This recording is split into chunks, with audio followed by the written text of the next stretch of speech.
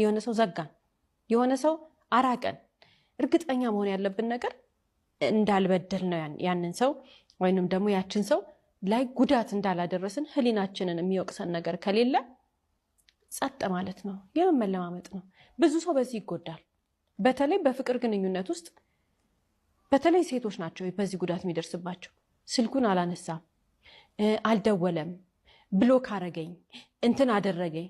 ያድርጋ ቻው ነው የሚባለው እንጂ ይሄ ሪሌሽንሺፖች በማንኛውም አይነት ሁኔታ 50-50 ነው ማለት አንድ ሰው ብቻውን አይደለም የሚመጣው፣ ያም ሰው ከዛ ጋር ነው የሚመጣው እና ራሳችንን ማወቅ መቻል አለብን። ሁሌ እኛ ፈላጊ፣ ሁሌ እኛ የምንለምን፣ ሁሌ እኛ ራሳችንን ኢንቨስት የምናደርግ፣ ሁሌ ጊዜያችንን የምንሰጥ እንዳንሆን ልብ ማለት መቻል አለብን።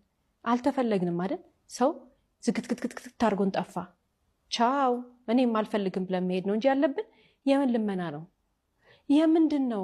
ለምንድን ነው ሁለመናችንን አሳልፈን ሰጥተን ስንለምን የምንገኘው? ምን አርጌሽ ነው? ምን አርጌ ነው? ኖ የራሳችን ክብር አለን፣ የራሳችን ማንነት አለን። ባልተፈለግንበት ቦታ ላይ ምንድን ነው ሰው ዘጋን? ለምንድን ነው እኛ የምንለምነው? የምን ልመና ነው እንዴ? አንለምንም፣ አንለመንም። እንዲህ አይነት አስተሳሰብ ነው ሊኖረን የሚገባው። መፍራት የለብንም፣ ሪጀክሽንን መፍራት የለብንም። አልተፈለግንም ማለት ኦኬ ቻው ብለን መሄድ፣ እንደዛ አይነት ጥንካሬ ነው ሊኖረን የሚገባው። ለምን? ውድ ነን። ፈጣሪ ውድ አድርጎ ነው የፈጠረን።